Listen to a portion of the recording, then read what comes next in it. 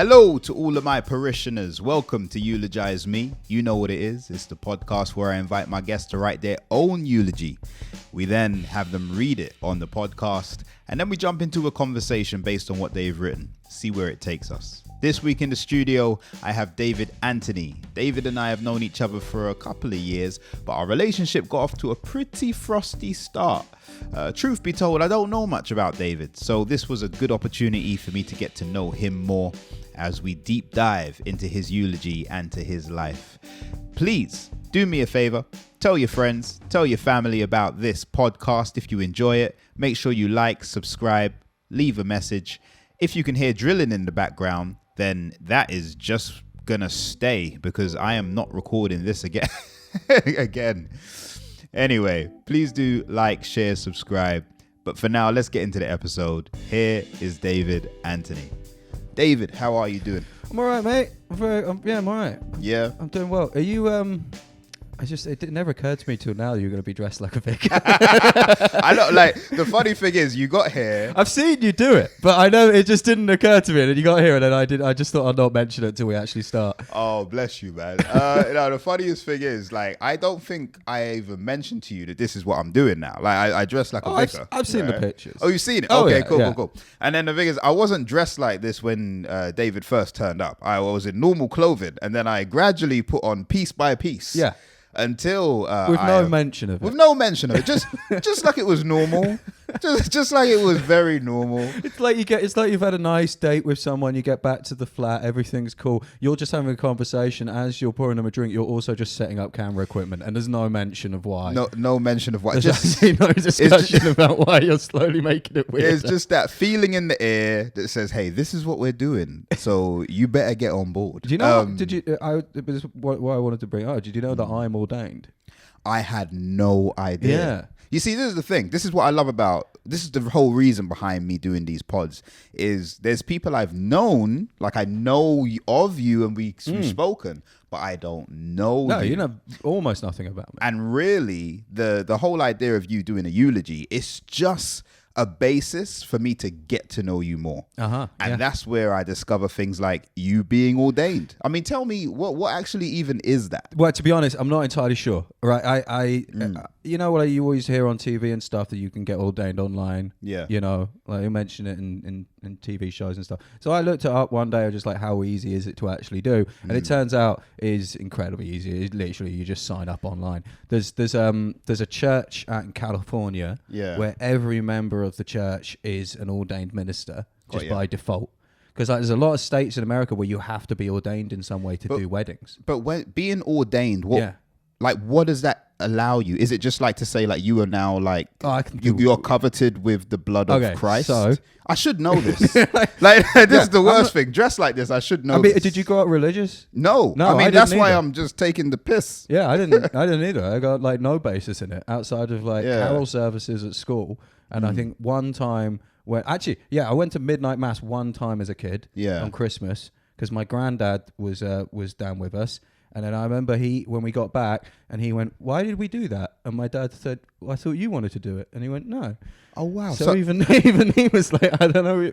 I don't even know what religion we are. I have no idea. I assume Protestant." If you take anything from this podcast, you go home and you find out what religion you are. I've had this a couple of times recently because you know Peter Flanagan. Yeah. So he's got a bit where he's saying like everyone in the world should put aside their differences and kill the Protestants or something like that. And every time he says it, I just sit there and I'm like, I don't know which one I am. I don't know what I'm supposed to be.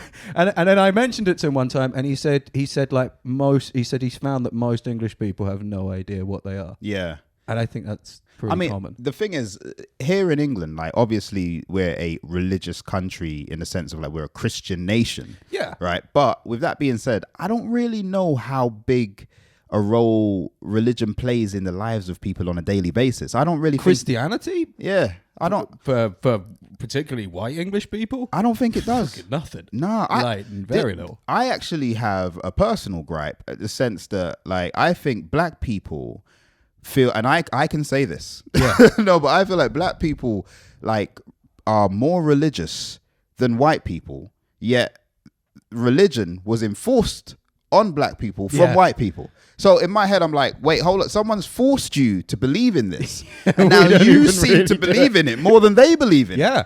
That's wild to me. It is weird. I mean, there's got to be some sort of effect of like generational trauma in that, right? Well, I'd imagine that there's loads of generational trauma in it, but at some point, I'd feel like you got to cut the cord. You got to be like, hold on a second. How did we actually come to believe this? Yeah, it is. It's very weird how you've ended up there. But I would say from the outside looking in, I would think, just myself speaking, it's kind of one of the unsaid things that we kind of wish we had more of.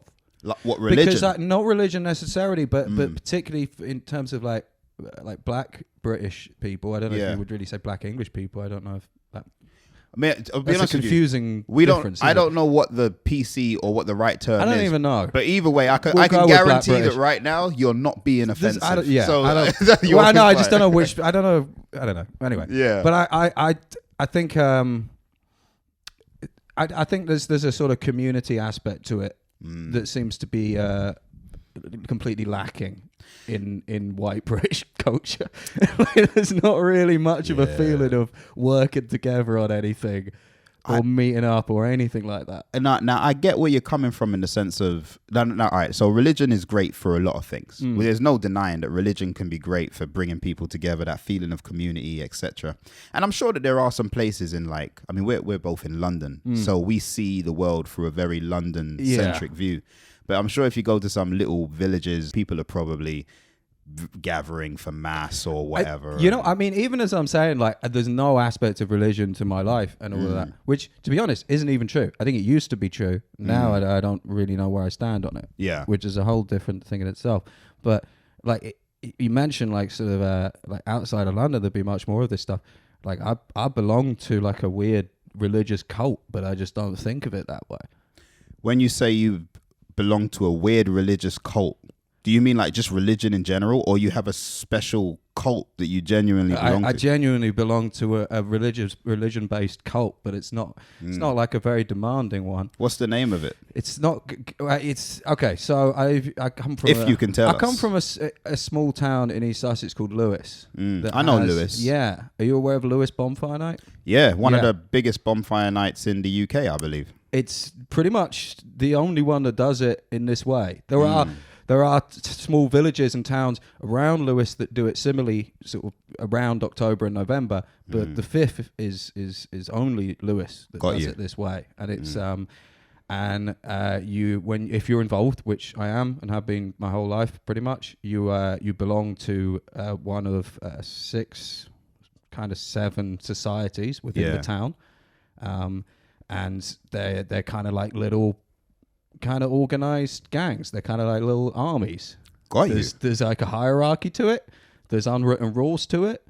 There's a small amount of money that you have to pay to join it. It's very small, to be honest, but it is fundamentally like a religious based thing because it comes from the Catholic Protestant dichotomy in this country, and most of Europe, in fact, a lot of the world. And which is the basis of Bonfire Night and the Guy Fawkes gunpowder plot, and so like it's like a heavy religious thing within my life that I kind of don't really think about as being religious at all. And to be honest, most people that are in it don't think about it being religious either. Yeah, I think maybe some of the older lot do, but certainly not like anyone like my generation or even sort of the generation above. I can't think many of them think of it that way. That's it. I had no idea that this even existed. And but the thing is, what it also makes me wonder is like what's the you said there were 7 different. Okay, so what's the name of the one that you're attached to? The one I'm in is Commercial Square. They're all just named after largely just like areas in the town, but then some of them are a bit random. So there's Commercial Square. Waterloo's the random one because I don't think Waterloo's actually a section of the town. I think they just named it that after the Battle of Waterloo. This is a very old thing. Yeah. Way older than Waterloo. So Commercial Square, Waterloo, Cliff, Borough, South Street, Southover, and I think that's it. And then the smaller towns around the area and the villages have their own ones, which we call outfires. So they'll do it sort of leading up to it. And they have their own little societies as well, but they're kind of subsections of the big ones. So when it comes to the actual day, they join in with the other ones. Okay, which is all sort of like certain ones have been joining in with, like So the ones the outliers that join in with commercial have been doing it for, decades. It's the same ones each time. See, it's really, I always find conversation interesting because I had no idea that this is where we were going to jump off. No, right? To be honest, you kind of caught me at the right time for it as well, because I've just decided last week that I was going to start talking about it at all. Got you. Because previously I had said that I wouldn't, and then why? Because it's way older than me.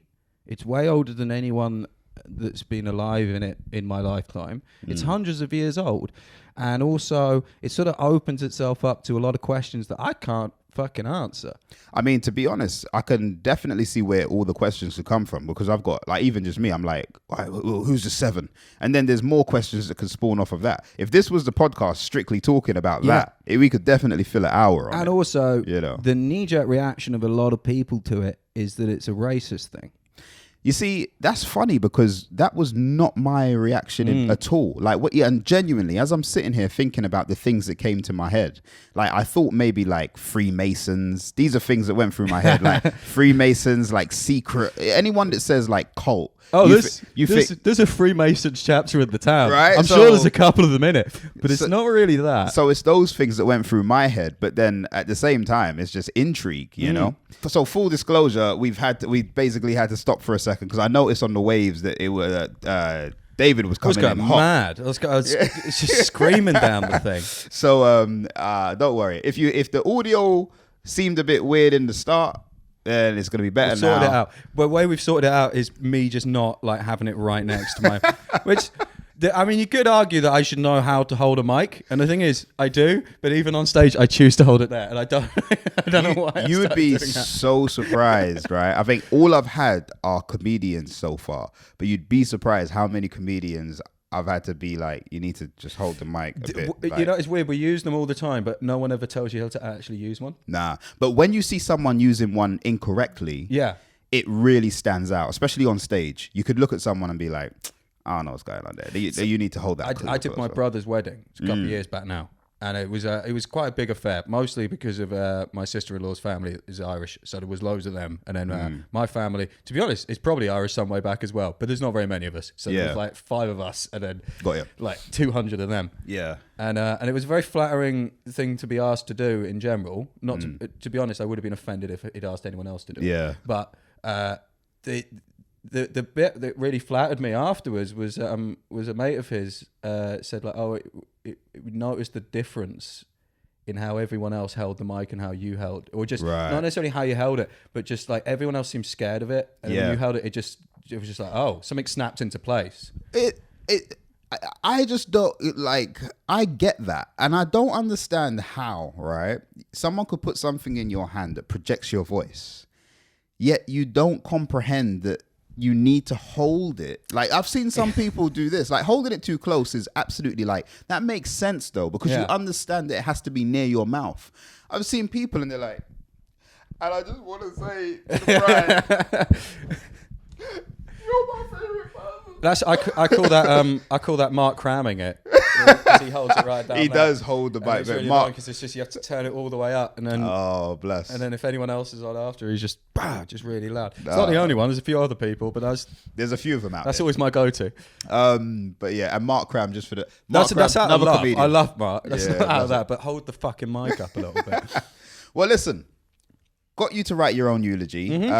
I ask everyone the same question. How did you feel when I asked you to actually write your own eulogy? Did you? What were your first thoughts?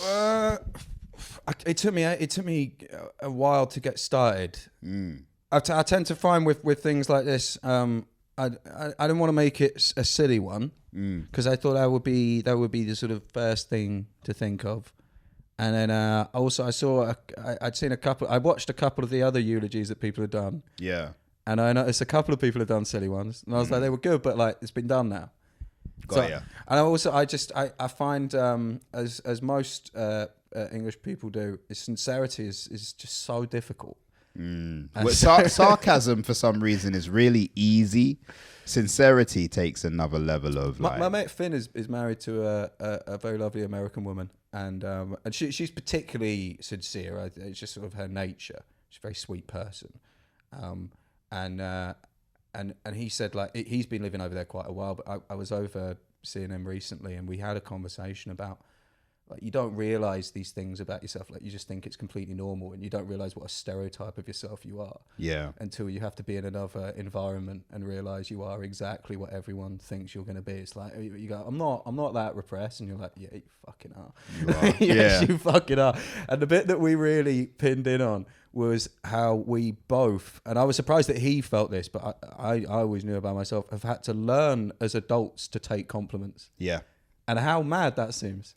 Because the first thing we want to do when you get a compliment, you want to repel it. 100%. Or you try and find something to compliment the person on. Yeah. You give me a compliment, but your hat's good. That's a nice hat. So this is my rule, right? So but if I might name drop Bobby Mayer, he once gave me a compliment. It was very kind of him, and I said I don't know how to accept compliments, and he said you just say thank you. And as soon as he said that, I was like, oh yeah, that's obvious as shit, isn't it? That's all you have to do. But there's no one in my life had ever done that. No. I'd never seen anyone take a compliment. It's almost like we got in our minds that if you smile and say thank you, like that immediately the person who gave the compliment is going to be like, what? You think you're that? You disgusting You already thought that? No. It's so backwards. It's like every compliment should be a surprise to the person you're telling it to, which is not how they work, really. This is true. If anything, if the person on the other end has any sort of love for themselves, if you say a compliment, they would probably already know what you're talking about. They'd probably just respond, not even by saying thank you, but just by going, yeah, I'm aware. Yeah. Which is the biggest dick move. Like, never do that. But like, I was just trying to like. I remember it was a real problem in a relationship that I couldn't compliment her, and I understand that being a problem. Her father was American, and I think that she just was able to just she had someone in her life that was around that could accept compliments and could give them. Yeah. My dad sort of is American in a very technical sense, as in he was born there and he has a passport, but he is incredibly English, and I have never seen him compliment my mother once. Well, there you go. That's a perfect example of like... Equally, I don't think she's complimented him, so it goes both ways. It's learned behavior then in that case. You know what I mean? It's like you say what you see often, but with that being said, you can learn... You can, and I have, and both me and Finn have acknowledged we are sort of in our 30s have learned to finally accept a compliment. Yeah. Well, listen, I complimented you to some degree on your eulogy because I thought it was really lovely in a way. I thought it was really heartfelt, and I'm gonna now invite you to read it. Okay. So I just want to just my understanding of it. Mm-hmm. So I thought there's lots of ways you could interpret how you're going to write your own eulogy. Right. And I noticed a couple of people were actually they weren't really writing their own eulogy. They were writing their own what do you call it when the news talks about you? What do you call that? I've just blanked on the word. It's not an epitaph. What do you call it? What do you call that? I'm not sure, because I always looked at them as eulogies. No, it's not. A eulogy is strictly something that's given at the funeral. Yeah. So I was imagining I have been asked to write a eulogy for myself with no knowledge of how my life is going to pan out. Okay. And that it's going to be recorded and played at my funeral, which now that this is recorded, that will happen. I will demand that this be read at my own funeral. Well, I better make sure I keep the raw footage and the files safe. But I think that would be a nice little thing to see it off. So that's with that in mind. So this is what I wrote. Okay. All right. Here he is. He made it to the end finally. Probably later than most people expected, which tends to be the case. I wonder what state you ended up in. There are certainly things I hoped happened, and likely so many other things that I couldn't possibly have guessed. Hopefully you ended up happy with things, periodically if not consistently. Things have a way of working themselves out. You always said that. I hope you worked out ways of getting the things you wanted without hurting others on the way. No doubt you collected a lot of people and things. I'm sure you'd be surprised by the number of people that showed up. Overall, the main thing is that it's done now. There's no need to worry anymore. If there were things left to do, it doesn't matter. It never really did anyway. You might well have driven yourself crazy thinking it did, but nothing ever meant anything, and nor will it. This is a good thing. Anyways, onwards and upwards, big man. Lovely stuff. All right. And the funny thing is about reading your eulogy. In fact, before I jump off, how did you feel reading it? Very uncomfortable. And I knew that was going to be the case because I couldn't tell. I wrote it just in one thing, and I was like, I'm not going to look at it. I did. By the way, I did the same thing for the speech at my brother's wedding. Got you. Wrote it in one movement. Didn't, and I just sent it to him, and was just like, I don't want to look at it. Got you. And I did the same thing with this because it's the sincerity thing. I was like, I wanted to be sincere with it, and I wanted to be sincere with my brother's wedding. Yeah. But I can be sincere in like a burst. Yeah. And then any acknowledgement that I've been sincere, I'll deny. I got you. That never happens. You're lying. You imagined it. I got you. It's an interesting characteristic that you're not alone. Like, obviously, I think that's something that a lot of us, we have that as a characteristic within ourselves. But okay, I've made some points and some notes based off of your eulogy. And the first one I want to jump off on is you said you made it like later than most people expected. So with that, why do you feel as though it would be a case of later than most people expect? Because I've noticed a trend for me specifically that people have assumptions about me that are very much not the case. Like what, for example? Because as you say that, I don't think I've ever actually had a genuine assumption about. I think if I'm being totally honest, the only assumption I ever had of you was that you were ignoring me. Yes, I remember that. Right? Yeah. So it's funny. Our relationship started off on a bit of a frosty tangent. Yeah, it did. Yeah. We cleared it up pretty quickly. But and that's through communication. Because I feel like that's the best way to clear up anything. You just have to communicate openly. So much so that we're now sitting on a sofa together while you've read your eulogy.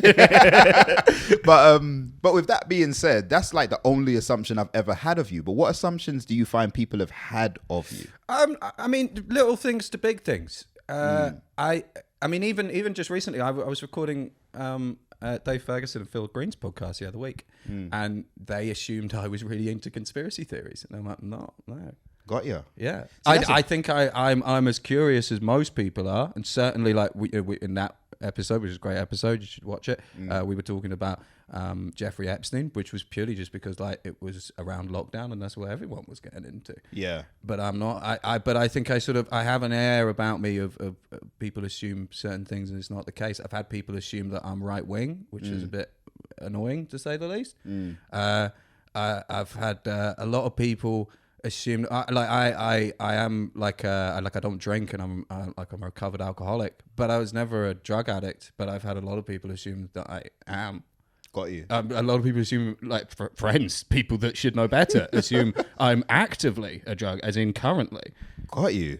See, I find that, and like I just and I also, I'm wearing a hat, but I don't have hair. Which is a purely genetic thing. It is not a decision I've made. Yeah, I mean, I think most people would not make that decision if they could. Yeah, it's just this is just making the best of a bad situation.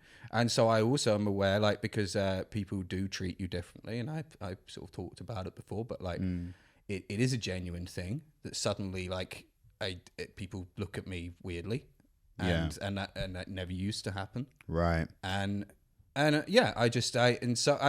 think most people that don't know me very well would assume that I probably will just sort of like deteriorate at quite a young age. Got you. Even though the reality is I haven't drank for years. I cycle everywhere. I sleep quite a lot despite what I look like. And like I generally have like a much healthier mental state and attitude than most people. Yeah. But people don't assume that. Got you. Just out of interest, like you said, there's things that people probably perceive, based on whether it be your appearance, and I've never really thought of it from that perspective either. Like, like the white male with a bald head, and then immediately people will think. I always knew it was going to happen. Right? You know what I mean? You just like, when you're looking at your dad and a line of bald men, you're like, you know what's going to happen. Yeah, but then when you finally get into it, and it's I don't know, it's just sort of there's nothing you can do about it. Yeah, I get that. With you mentioned also like with alcohol. How long has it been since you've drank? How many years? 2.5 years. Got you. How have you found it as a? I found it incredibly easy to the point where I was quite suspicious of that for a long time. I Got thought I must have tricked myself in some way, and it's going to snap in at some point, and I'm going to get this massive craving. I think I honestly don't know if it's just like a weird sort of strength of will that I wasn't aware I had, or I just got very lucky. I think probably the more honest answer is that it was time, and it just sort of clicked into place, and once you're sort of out of that cycle of it, you're like, what was I really thinking I was getting from this, you know? I guess the reason I'm so intrigued by that is because like you said, it just clicked and it was time. Like for you just knew it was time. I felt like I had a moment like that about 4 months ago, and I stopped drinking for 3 months. And then I just had a drink again, right? So for me, it's like, oh, maybe it wasn't time. But what was it for you where it was like, no, it's time. Like it just clicked and you were like, I know, this is it. I knew pretty much. I remember having my first like proper drunk experience. Not my first drink, my first drunk experience. And just and I was like 13. And I remember thinking like, I like this too much. Got you. One day I'm going to have to quit. And like, if you ask, so with one person I know I've said this to, because he said he didn't believe me until he saw me do it, which was, I constantly said to my little brother, like, I'll quit fully one day. And he just never believed me. And this is another thing. I think I say things and people will be like, no, you don't mean that. And it's like, I will get around to it. It just might not seem like I'm getting around to it. Yeah. But eventually it will happen. It will happen. Yeah. I think I just take a little longer to do things than most people. An era of procrastination. 100%. Yeah. But eventually I get sense? around to these things. It just sort of, it looks like there's no hope for it. And then suddenly out of nowhere, I'm like, something will turn up. And I'd always sort of known that I was going to have to quit eventually. And I'd even voiced it at times. I was like, yeah, I'm an alcoholic. I'm just not doing anything about it. And then I eventually just one day, I remember the night before I'd just been drinking with my mate, and I'd had this feeling for a while. It was shortly after after we came out of lockdown fully and everything's sort of getting back to normal. And I'd always been an active alcoholic, but it was always sort of managed to keep it under wraps and to some extent controlled, but it wasn't really at all. Yeah. And then, when suddenly you're in lockdown, there's literally nothing to stop you. So I was drinking like at one point there was, it's difficult because I don't really remember it that well, but I was alone in a flat, just like nothing to do. So at one point I was drinking like a 70 centiliter bottle of rum a day. Yeah. Just like, and I would wake up, there would be about like a third of one left, and then about halfway through the day, like I would wake up and start drinking it, but I'd still be drunk from the night before, and then I'd just buy another one. So it was just like a constant loop of it. So I honestly don't know how long I was doing that for. I couldn't fucking tell you. It could have been 4 days. It could have been 4 weeks. Yeah. I don't know. Were you chasing it with anything, or were you kind of like just rum? I was chasing it with the smallest amount of Coke possible. Not that chasing it makes it miraculously better in any way, you know what I mean?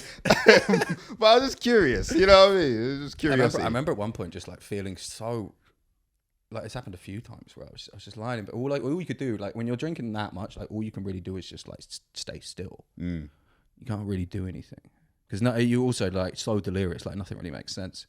And I remember like lying there and having like half a bottle of rum or vodka, and I can't remember which one it was. I would interchange, sometimes gin, and I was just like constantly drinking it, and I kept thinking like I don't feel well, but I haven't drank the right amount yet to feel well. Why am I not feeling well? I keep drinking more, and it's not. But not in a way of like, oh, why do I feel sick if I keep drinking? Of just like, no, why am I not reaching that point that the elusive point of not feeling anything, which doesn't exist. Right. That's the frustrating thing about it.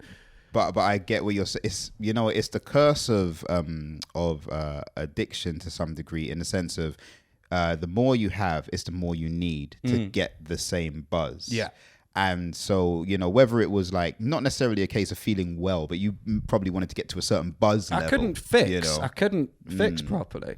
Yeah. And then like you could just live like that during that time period. Well, It I didn't mean, fucking matter. during lockdown, like people went one of a myriad of different ways, right? I went in the direction of getting the fittest I've ever been in my life. But I also had an outlet because I was able, I mean, I was working, but I had to leave the house to work. So things were set up for me to succeed in the sense that I had a gym where I was working. So it was like, well, just keep doing that. But equally, when you've got time on your hands and you don't have those luxuries, then yeah, a lot of people, I mean, yeah, people were drinking just. But I mean, I was at the tipping point. Like, lockdown was the best thing that ever happened to me in my life. Outside of the fact that I was drinking myself to death. But which sounds bizarre. I'm not. But I've got confidence you're going to bring this around. The reason why is because where I was, literally days before lockdown actually hit, was at the point of no return. And so if it hadn't been for that, I don't think I would have been able to have that point of no return, just like completely losing any control over this thing. Not that I had any by that point, but like really losing control over it. But I wasn't having to do it publicly. Got you. But it would have happened anyway, but it would have happened publicly, and it would have been way worse.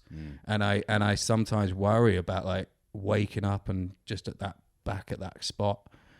And that's part of the, like, I essentially just like, it became so impractical to even exist after lockdown. And I was ashamed of it, you know, like I knew this wasn't right. Like, not under like any confusion about what you're doing. You're like, yeah, I'm fucking killing myself. But I wanted to die, like, and had done for quite a while. So it wasn't like, I wasn't confused about it.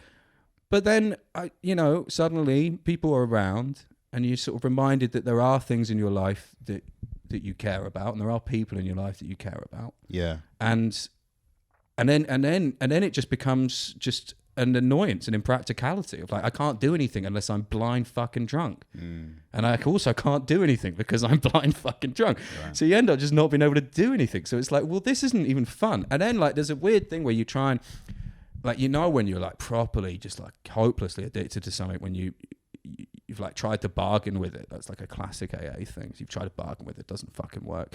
And then like the other thing is when you try and like pinpoint what the feeling it even gives you. And if you can't figure what that is, then it's like, well, what's the point in this? Yeah. Like, if you can't even sit there and realize like what does that even feel like? Yeah. And then weirdly now, I probably can pinpoint what it feels like, but it's different. Because if I pinpoint what it feels like now, I feel sick. And it's revulsion. And that's like one of the things I'm most happy about is if I try and imagine drinking something, and I've accidentally drank a mouthful of alcoholic beer because it was served to me. The feeling of revulsion like was just so strong that I was quite happy about it. Got you. Because it was kind of good in a way. It was like, I think I didn't want to test this, but if there's a way to test this accidentally, at least I know like barring some kind of fucking horror going on in my life, was just me just losing it again, which I don't think is likely to happen. It's like really happy that it's like this is done. You said there that and I can't remember the exact context that you said it in, but you said something along the lines of you wanted to die and you had done for a long time, right?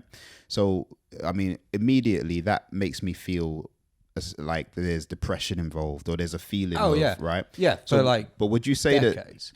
That okay, because I was going to ask like, do you feel alcohol led to depression, or do you feel like there was depression there from the jump, and alcohol was I had like a lot of anxiety problems as a kid. Like I mean, you might know my very sunken eyes, which I've never really looked too hard into. Is kind of just what I look like, but to a certain extent, that's from when I was a kid. I just like barely slept as a kid. I was really sort of anxious kid. We were this sounds so stupid. We're in a flight path, right? So there's planes going over all the time, and I became obsessed that I'd seen. Do you remember Walking with Dinosaurs, the TV show? I know of it, but I didn't watch it. Was it like a reimagination? It was like a sort of David Attenborough style documentary about dinosaurs, but they had these like at the time amazing CGI of dinosaurs. You look back now, it was like the worst. It was like PS2 graphics, but I got you. But at the time, it was amazing.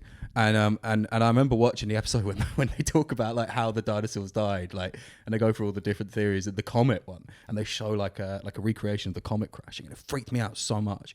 And then I became convinced, even though I knew they were planes, obviously they were planes, I knew it, but I became convinced that they were like comets hitting the Earth, and that if I stayed awake, it wouldn't, and the world wouldn't end.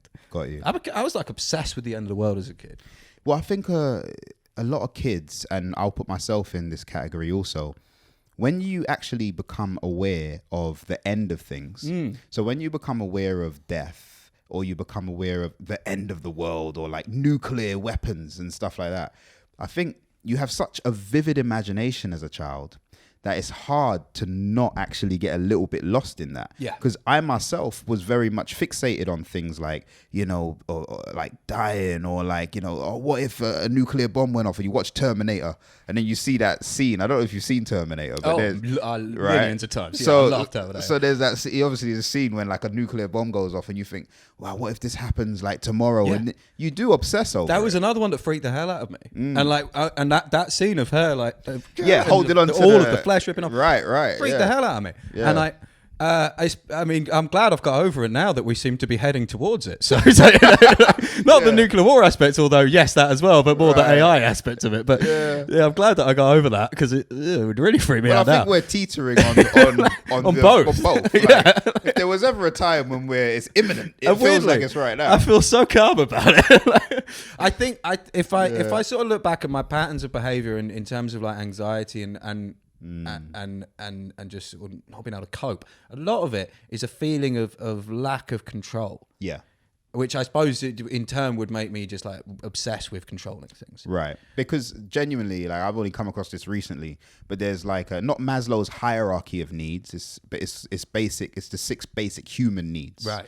And we have a need for control. Like, we want to be in control, but we also have a need to not be in control. We have a need for things to be a little bit unsure. Yeah. Because if everything's certain, then it's boring. Yes. But we also need a little bit of uncertainty to keep things interesting. So you got to find that kind of like balance for yourself. But when we don't have control, immediately we try and find ways to get control. So I think my way of getting control was just like obsessing. Yeah. And then conversely kind of lead you to sort of trying to actively encourage a lack of control, because then you control that lack of control. And to me, that's what like the alcohol in particular was about. It was like, I want to lose control of myself, so that actions and thoughts and other things that I do under the influence of that are the thing itself and not me. So it's I want to not be responsible for myself is a huge part of that. I mean, you asked like if there was depression to it. I mean, doubtless yes. But I can't help but think that like a large amount of that as an adult was caused by the fucking thing itself, because I came out the other end of it and a lot of the anxiety stuff cleared right up. But then equally, that's probably also because I kind of just something did switch in my head, and I was like, I'm not gonna freak out about not being in control of stuff. Yeah. I mean, I'm not a 12-step guy. I tried it for a little bit. It wasn't for me. What step did you get to? Oh, I didn't even do that. All right. So you're not a 12-step guy. I'm a no-step guy. No, I went to a lot of the meetings, but I just couldn't, it didn't gel with me at all. But like, I went to some of the meetings for a while, and you know, it's like, it works for them. Yeah. But like the thing that really does resonate with me is that idea of like, don't worry about the things that you can't control, because I realized that I'd spent pretty much my entire life doing that. Once you cut that thought process out, everything becomes a lot easier. And admittedly, it's hard to do. I mean, I struggle with doing it on a daily basis, you know, but there's so many things that we can't control. All you can control is your actions, you know, to a large degree, your thoughts. And I had a moment the other day where I was thinking so negatively, and I literally started changing my thoughts by talking out loud about all the positive things that are actually happening in my life, or that I have to hold on to. And it really did change my state of being. But more often than not, I'll just let the negatives continue and it's go on loop. It's all sort of like stuff that even sort of discussing it, the cynical part of my brain is just like, oh, but everyone knows this stuff. And you're like, yeah, but like, I think most people kind of know it in passing, but Yeah. actually putting it into practice is really quite difficult. That's another thing altogether. Like, there's so look at all the things we know. You know what I mean? But the other thing that's big as well, and I'm sure you've probably done like a certain amount of this in your own life, is not just focusing on like the positives of like yourself, and it's focusing on the positives of other people. Yeah. Like learning to get along with your family is just accepting just the good bits about it, and just try not to worry about the bad bits. I mean, or try and enjoy them in their own way. Could you have said this at a more apt time in my life? Really? Like, honestly, like I'm just going through things at the moment with family where it's like I'm trying to just accept, you know, and see the positive, and it's a process. Like that is sometimes it's a process that you think you've actually accomplished, like you've conquered it, and then something happens and you're like, oh, clearly I hadn't dealt with that at all. Yeah. Like, you know what I mean? That was just lying dormant. So it's a constant work in progress, man. But all you can do is try. I found like in the last few years, which is good that it's happened, my relationship with my dad has improved massively, and I think all of my frustration that I have with myself, I was taking out on him. Got ya. Because we're very similar, obviously. I mean, he's biologically we're very similar. I mean, I look a lot like him as well. Like, it's always funny. You'll always be people that will try and make that joke. Like, you know, you'll get it quite a lot with sort of older guys who'll make some joke about like, oh yeah, you know, the milkman looks a lot like you. And I'm like, right. If you saw my dad, you're like, yeah, that's my dad. Yeah. Like, we look exactly the same. Yeah, yeah. And but you know, and when you are that similar to someone, you see just everything. You just see all those things that wind you up about yourself. Yeah. And you start getting annoyed about it, and it's so pointless. But you know, stupid. a lot of the time though, I go into this thinking of those similarities. Are they innate? Like, is it part of your DNA that you can't help, or is it just influence that is who they were, and it's now just been passed on to you, in terms of you've seen their actions, they've told you, look out for this, don't do that, and so you've just grown up, and now like that is who you are based on them. So like, how much of it is nature, how much of it is nurture? I don't know what your relationship with your dad is like, but I find myself talking like him is one thing, but I do the same mannerisms as him, like physically. Got you. I like the way I sit down in a chair, and it makes me feel so weird. All right, because I know I'm doing it, and I still I don't let it bother me, but it does feel weird. Yeah, just sitting there acknowledging it, and just like, why do I move my hands like him? Right. But again, like that's probably just because you just seen him do it. You know? Yeah, it must be, man. So you say, I wonder what state you ended up in. There are certainly things I hoped happened, and likely so many other things that I couldn't have possibly guessed. What do you hope happened? I like specific things. Yeah, things that like you know, you genuinely have a desire for, things that you hope do actually come to pass in your lifetime. I don't know. I guess you know, my parents have been together my whole life, but they were together way longer before that. It's a very stable relationship, and I would like to have something like that. But I don't want to force it. So if it doesn't happen in that exact way, I'm sure something will happen in some way. Yeah. But if it doesn't happen in that exact way, it's like, I'm not gonna wind myself up about that. Not everyone finds that. And also, I know that their relationship was like rocky during my childhood, and it's sort of more that you just come to terms with each other. And also, it's too late in the game now. So, yeah, I think there genuinely is a moment in the game when you probably look up, you wake up one day, you look at yourself, and you're like, I'm staying. Was it my mum is younger, but my dad is 83. So it's like, is it? Yeah. How old's your mum? My mum is actually weirdly, my mum is about the same age as my landlord who I live with. She's 67 now. Wow. Okay, so your dad was caught a young'un. Yeah, but like, I don't know. I never really sort of thought about it. It was a different time. No, like obviously there's a massive age difference between them, and like I remember when at some point as a kid, I remember acknowledging the age difference, but then when a couple have been together for that long, you're like, well, what fucking difference does it make? Well, there genuinely does get to a stage where it's like, it's almost like the statute of limitations. Well, they've been married for like 40 years. But also, who am I? I'm not even judging, because the truth is, I'm from a West Indian background. Like, that is just That's just what happened. Like, is it? Older guys would go out with younger girls, and like some of it nowadays, like if you looked at the age differences and when they met, you'd be like, this is very questionable, you know? And that was just the way it was, though, you know? So it's just a changing in time, because there was genuinely a time when it was not even looked on as a thing to go out with someone who was below the age of like 17, 16 or whatever. Nowadays, there's just a lot more of a, you could say, a moral compass about it, and there's laws.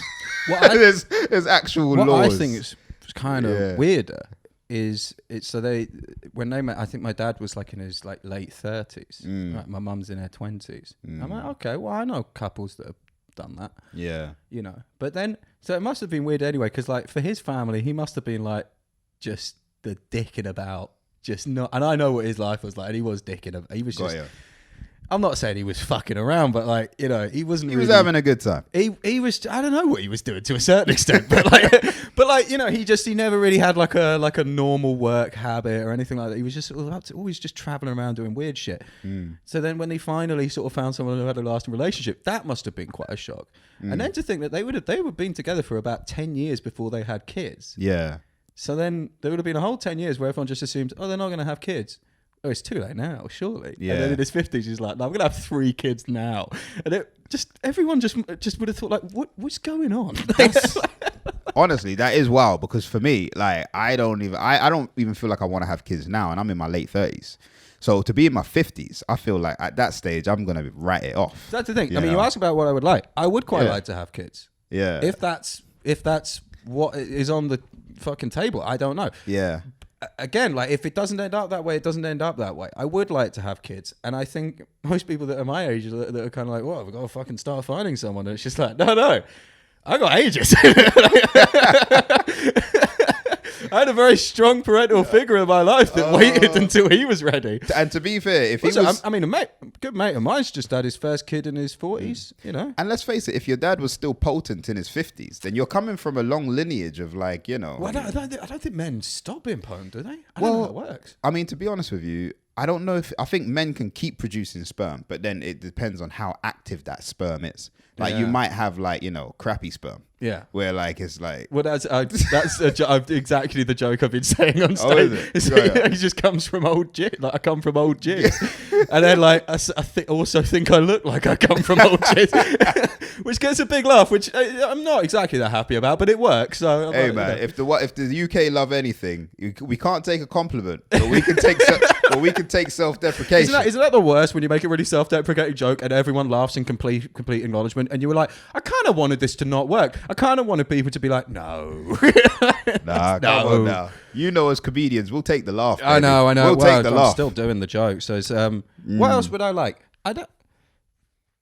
Weirdly, I kind of know how I want to go out. Oh, really? Yeah, I want to go out by the sea. You know, like, do you want to, when you say you want to go out by the sea, do you mean like you want the sea to take you? A little bit, but not necessarily. Might not have that option. It might not be mobile enough. I don't know. Yeah. I kind of want to spend my last days somewhere nice, like St. Ives. I mean, maybe I wouldn't necessarily be able to afford that, and that might be underwater by that point. That's a fair point. By the seaside might be a totally different area of the country by that point. Might be where we are right now in London. It might. I might not have to move at all. I might just stay completely still. Let's look on the bright side of things now. I think that would be fun. I always said I would. Say always. The last couple of years, I went on a holiday to Cornwall a couple of years ago. Yeah. Did it for 2 years in a row actually. Someone I know has like a family has a house out there, and so we went out there, and you know those 2p shuffle machines. Yeah. You know, and it tries to move the money forward for you. You know, like when you see like old people in Vegas and they're just like pulling. That's what I want to do, but with the 2p with the 2p machines. You know, I want to be there every day. I'll be honest with you, David. Yeah. All the things that you want, very achievable. They're all really achievable. I don't. Very achievable. But like. That last one, you could have that tomorrow if you want. But all the other stuff is things that would be nice, like, you know, the big fancy house. Yeah, but but it doesn't have to be that. You know what I mean? Like, genuinely, it's the things that come to your heart and mind first and foremost. You know, I'm a man of simple taste, really. You know, yeah, and you know, nothing is wrong with that. There's nothing wrong with it. It's very easy to please. All I want is a nice 2p. You know, my little brother was going to buy a 2p machine for his flat. because he. What would that even be like? Right, so my little brother's he's an engineer. He lives out in Seaford. Hold on, how many siblings do you have? One older, one younger. One older, one younger. They both live closer to my parents. My older brother he was a caretaker in a school, and now he does like woodworking courses for disabled kids, because he used to work with disabled kids like back in the day. Yeah. Him and his wife live in Seaford, which is a very sleepy seaside town, as you would guess by the name. Yeah. Which is out in East Sussex. And then my little brother lives just down the road from that, in a sort of neighbouring town called Newhaven, which is an industrial port town. And he's an engineer that works for a company that makes extremely black paint. It's like so black it kind of sucks in light, and they use it for like microscopes and satellites and these sorts of things. It's incredible. It's an incredible product. So my mate that I mentioned earlier lives out in the States. He's a research. Him and his wife are both research scientists. Okay. And he was so excited when he found out my little brother was working in there, because everyone uses this stuff. Got ya. It's like one of the most like valuable like scientific pieces of. Wow, man, I can't even imagine what you do with it. Well, I mean, if you need an environment with not just low light, like no light whatsoever. So, like, if you've got like a deep box and it's painted with this stuff, it'll look just like a flat wall. Okay. You put your hand in, you'll notice, but your hand will disappear. You know, like it's just so black. Okay. I don't know. God knows how it works. But the mad thing is that he was already living in Newhaven, and the one place that has the rights to make it happens to be a 15-minute walk from his house. In this industrial port town. It's so fucking weird. But he lives like a sort of dumb rich guy from the 80s, but just on a very low level way. So he's bought his flat, and it's by the sea, but it's by the sea in an industrial town, so it's not that nice. Yeah. And he's got not ideal. He's got two boats. He's got a little runaround one with an outboard motor, and he's got like a 25-foot sailboat with an outboard motor. But they're both like kind of a little bit, I wouldn't say run down. If he heard that, I'd be offended. But they're not like yachts, you know. Yeah. And then, but this is the bit that I think is most fun. He's got a fruit machine in his living room. Oh, like a pub fruit machine. Yeah. And he's got an industrial sized kebab machine in his garage. Jesus. I mean, he's definitely living the dream of somebody out there. He's living his own dream. Like, I was round at his flat a couple of weeks ago, and he's got like. It's somewhere between like 8 and 12 screens, like computer screens, TV screens, everything that run all throughout his flat, and he can play like one thing on each one of them. So if he's watching a TV show or a movie, he doesn't have to. Wherever he goes in the flat, it's playing. This guy is starting to become my hero. But also, I recently when I've been seeing him, and I don't care if you hear this, Will, you need to hear this. Like, recently when I've been, and I've thought this about quite a few people close to me, mostly men, where I've just been watching the way they operate, myself included. I'm like, we all need to get married. This is ridiculous. This is utterly ridiculous. Like, we're going down a path that isn't going to end well. I'll be honest with you. I could just imagine a woman walking into his place and being like, "This shit needs to change." I went to a rave with some of my mates recently, and at the end of it, and it was a day rave, so it was because we're all getting old, so we can't do the nighttime ones anymore. So we have to do the daytime ones. So we're having an afters, but the afters is at like 11. Yeah, it's really early still. Yeah, and but we're still doing it afters, and I was just looking around. I'm just like, mate, we need to get married. Yeah, we can't be doing this. This is ridiculous. The craziest thing is, I've got to a stage in my life now where I'll walk past a nightclub and I'll see everyone queuing up, and I'll feel joy within my heart and soul that I'm going home. Yeah, I'll feel genuine joy and happiness that I'm on my way home, have a couple Horlicks, like get into bed, good night's sleep, wake up in the morning. Like I genuinely have happiness about that. There was a bit at the day rave, right? For a bit of context, I was a bit knackered because I'd been out in New York and I'd flown back in on the Thursday, and then I'd done the weekend of shows, and then this was the Sunday. And it was the bank holiday, right? So it's like, we can carry on through it, it's not a problem. But like, it got to about 8 o'clock and I was so knackered, and still like a couple of hours left on this day thing. And I was so knackered, and I just thought, I'm just going to go home. And I started feeling so happy that I was like, I'm just going to go. I'm like, what an adult I am. It's like, pill's worn off, you know, I'm knackered, I'm still jet lagged. I can just go home and I'm going to have a nice just rest of the evening by myself. And I remember that I've got the only key to the locker and everyone's bags are in there, so I have to wait. Nevertheless, you had the thought. But like the thought was there and I was so happy about it. I love that, man. I've got a few others. I'm going to have a little look here. You said, I hope you worked out ways of getting the things you wanted without hurting others on the way. Now that bit stood out to me. Yeah, because I was thinking to myself, that's very specific about the hurting others on the way. Like, do you feel as though that's happened in your life? Like you've got things you wanted along the way, but you've hurt others in the process? In a sort of way, yes, but in a very sort of, not in a way probably most people would picture. It's not like I've been going after like a goal necessarily. It's just the aim was just sort of my own selfishness and my own wanting to feel different. This makes me sound like I've done something horrible. I've never like physically hurt anyone or anything like that. Yeah. I'm not a violent person in any way, although we all lose our temper from time to time. Yeah. But I've certainly said things and I've been an arsehole and there are only, I think, a few times in my life that I've really just been out of order. And you always just feel like such a fucking dick. So I've spoken to a few people, right?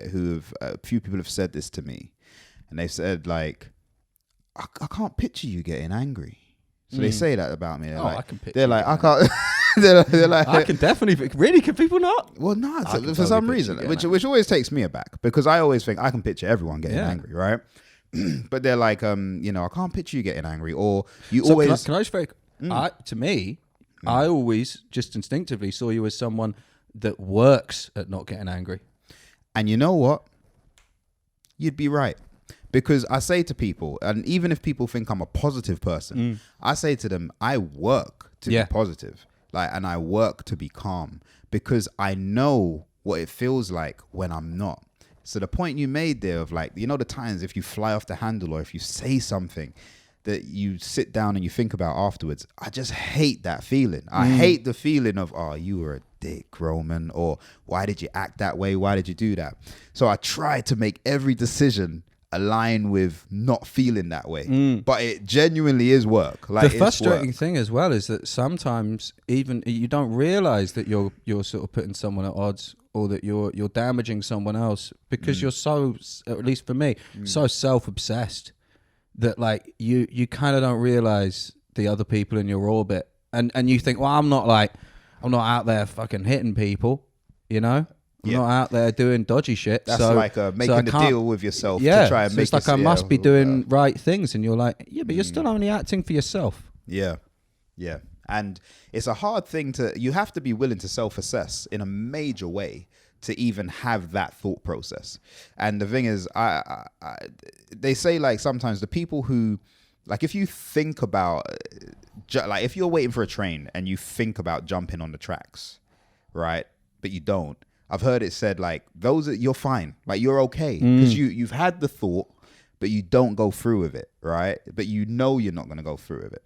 And I think people who self-assess, who constantly think like, I can be better, or I want to be better, or I need to change that about myself. Like generally you're all right because you're at least checking in with yourself. But if you walk through life and at no point do you ever have those questions with yourself, then you're probably pissing a lot of people off. And we all know people like that. We all know, we 100% know people like that. You know what I mean? Like they're not taking any accountability. Yeah. So it's like, 100%. Like, I mean, like I mentioned earlier, like sort of wanting, like at points in my life wanting to die. And like I remember sort of standing on the edge of, I had a place picked out, like I was standing on the edge of it for a while. Not going to say where it is, but like, and was it at least by the sea? No, it wasn't. Damn. No. Anyway, yeah, go on. It was by a weirdly like looking directly down on a location that's in a very famous movie, but that's a whole different thing. Yeah. But I sort of like when I look back at it, I realize they're like I never wanted to fucking die. I felt like I did. I felt like that a lot, but I didn't. What I wanted was someone to stop me. What I really wanted was someone to walk in and go, don't. You were saying you were praying for someone to stop you. Well, I think it's the difference between making plans and ideation. Right. You're in an ideation, it's like it's still dangerous because you're still going to like do damage to yourself. Mostly just like sort of peripherally, like your lifestyle will not be good. and you will like cut people off, and you will sort of further like bad behaviors. But like I didn't actually want to die. I wanted someone to step in. Yeah. And then I think eventually you realize like, no one's gonna do that. Not in a bad way, not of like there's no one that would. I'm sure the people that would, but it's like that's not what this is about. You need to fucking grow up. And you need to effectively save yourself. Yeah. And it's quite a pathetic way to view it. Like it's not like a romantic notion at all. It's quite pathetic. And when you look back at it, you're like, man, the fuck up. Not in a like a toxic masculinity way, but I get you. I get you. But at the same time, whatever the steps are that take you through that whole gamut of emotion and get you to where you need to be, the idea is that you get to where you need to be. Yeah, eventually you snap. Or hopefully. Some people don't. Yeah. But that what you said about ideation is something that I've been mindful of in the sense of when people are suicidal, or if people seem to be suicidal, one of the biggest questions they ask them is, have you thought of how you're going to do it? Yeah. Because that is what takes it from, okay, this person, is just they're expressing something here to they might actually have a plan. Yeah, there were points in my life where I had a plan brewing, which is obviously quite dangerous. Yeah. And then, well, obviously I didn't do it. I'm here, but of course. But there's although if so, this would be a very different podcast. But there's I think it's pretty common. Maybe it's a very male thing. I don't know. I would be interested to know if this is quite common amongst women as well. But I feel like it's quite a male way of dealing things. Or just any small thing goes wrong, or just any slight embarrassment, you're like, I'll kill myself. That'll show him. You know what I mean? I think I might be wrong, but I feel Elliot still has a joke that's kind of along those lines, which is part of the reason why I've never tried it, because I think he already got to it. I think if anything, I think it probably would be more men who think along those lines, in the sense of, because it's ego. It is, and it's quite a selfish way of looking at it as well. It's imagining everyone else being sad and being like, yeah, you fucking will be sad, won't you? Right. I mean, there's even a bit of that in the eulogy I wrote. Where you say you'd be surprised how many people show up. Yeah. And even that is just my ego just being like, yeah, there'll be people there. They'll be sad as well. There'll be more than I thought, more than I could have ever dreamed. I mean, what a thing that doesn't fucking matter to you.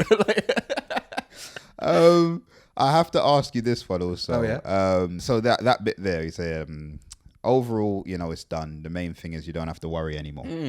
What do you worry about? What, like now?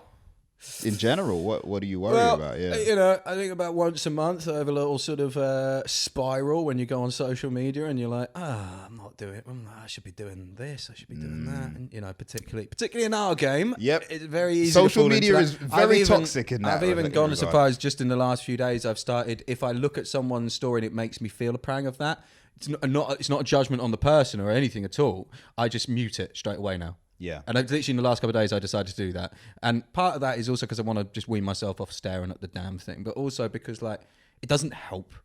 And I am doing stuff. So there's no, it's just like, you're just winding yourself up. There's always going to be someone doing better than you. It's fucking pointless worrying about it. What do I worry about in concrete terms? To be honest, not a lot. And that's quite new. That's last couple of years really. And Got you. It just is not as much worries me anymore. I think that's also because I've kind of just made my peace with a lot of things. There's still a couple of ones that I need to work on that I have resentment for, which I don't really want to get into here because it involves specific people and it's none of their business. Cool. And to be honest, it's nothing they've even done. It's just entirely in my own head. Yeah. And I'm sure they'd be quite surprised, or were surprised when I cut them off for absolutely no reason. And although one of them, I think I was right. I know that. I don't want to talk about it. But I'm going to proceed to talk about it. I also just, I'm fucking naming names. No. Spill the tea. Let's start a Drake and Kendrick beef right now. But I get you. Have you ever done psychedelics? I haven't. I'm very tempted. But what psychedelics and I think ayahuasca would be classed as a psychedelic. That's also. Definitely, probably the psychedelic. Right. I've been so tempted in my lifetime, but what stops me and what scares me about it is tipping over the edge. It almost never happens. It's so rare. And but the fear is enough to stop me. I understand the fear. You know? I always say to people, like, when you do finally take them, you sort of realize how ayahuasca might be different. I've never done it, and it kind of intimidates me because it seems so heavy, and I'm like, well, maybe I'll get around to that at some point, but I don't feel the need to. So if you don't feel the need to do something, there's no point doing it, you know. Especially when it comes to these sorts of things. But certainly, like with acid and mushrooms, I started taking them a lot more in the last few years, and it really just helps with the mentality of just not worrying about shit. And you just realize just so much stuff is just so stupid. And that's the thing I would tell people to really sort of focus on with them, is that they're fun, they're funny, and you just find everything so funny, and it seems so sort of strange to even point it out to people that do comedy, but it's so many people in comedy that don't seem to have really taken the fundamental lesson of it, which is just like everything is funny, and it really is no point in worrying about it all. It's all kind of stupid. That kind of brings us full circle, because the last thing I wanted to ask you was, do you really feel like it really doesn't matter? Because that's the last part of your eulogy where you say, look, at the end of the day, nothing really matters. Genuinely, I don't think anything really does. I think we as people love to sort of create narratives around things, and the idea that our lives matter helps us throughout the day, sort of, but it can also lead you to just sort of obsessing over your life. And when I hear people sort of having a plan for their lives, like sometimes, I don't know if maybe it's a bit unfair, because everyone enjoys their life in their own way. But sometimes I've had office jobs where I'm just sort of sitting with someone, I'm like, you're a nice person, but it's like, you're just going to do this until you're like 60, 70, and then you just sort of watch TV for the last 10, 15 years, and you'll have kids and stuff, sure, but everyone has kids and stuff, so it's like, whatever. You know, you're like, your body will trick you into thinking that's a significant achievement. It isn't. Everyone does it. It's just biology. So when you get to the end of it, it's like, what did you do? But equally, if you fill up your life with incredible achievements and you get to the end, it ends in exactly the same way. And some way down the line, everyone gets forgotten, or pretty much everyone. And even if they don't get forgotten, it's like you get remembered in a way that's not necessarily you. You get remembered for like specific things you did, but it wasn't necessarily you. It always just ends up the same way. And like, it's not a matter of like what you did or whether it went to plan. Certainly not if it went to plan. And it's not a matter of like having to hit certain goals at certain times. Again, my dad had kids in his 50s. Everyone else would have assumed that was done. Like there is no right time to do anything, and there is no wrong time to do anything, because by the time you get to the end, it doesn't fucking matter. It really doesn't matter at all. Dude, in my opinion, I feel like if I thought any differently, you've converted me. But no, when you break it down and you really do look at it, and you consider that in 100 years, like, no one's really, even this sofa we're sitting on, you know, this room we're in, this equipment that we're using, none of that's gonna matter. We're dealing with eternity. Right. Yeah, don't fucking matter. Yeah. That's comforting. I think people get that wrong. Like when they talk about yourself not mattering, or like, you don't matter, you're not important, and they kind of freak out because their ego is like, I must be important. You're like, why? Be happy with what you're doing. If you are happy with what you're doing, if you're not happy with what you're doing, then do something else as much as you can, you know, outside of your own like personal responsibilities and stuff. But it is literally just a matter of, are you happy with it? And if you are, then that's all you needed to do. Dude, I love that, man. There's a question I ask everyone at the end of this pod, and I'm going to throw it out to you. What's the one bit of advice that you know within yourself you should take, but you just haven't taken it yet? Second mention of Bobby Mayer, although I don't think it's original to him, but it's the best piece of advice about comedy, and it's probably the best piece of advice ever. Just enjoy it. If you're having fun, they should be having fun. If they're not having fun, but you're having fun, that's on them. You're having fun. Love it, man. David, thank you so much, bro. I've me. really enjoyed chatting with you. I genuinely could have chatted with you for much longer if the camera didn't keep overheating. Maybe it's for the best. Maybe it's best that we just like had some kind of thing to rate us in. No, but that was fantastic. Thank you so much. Appreciate you coming through. Thank you for having me, man. Appreciate it, man. All right, cool.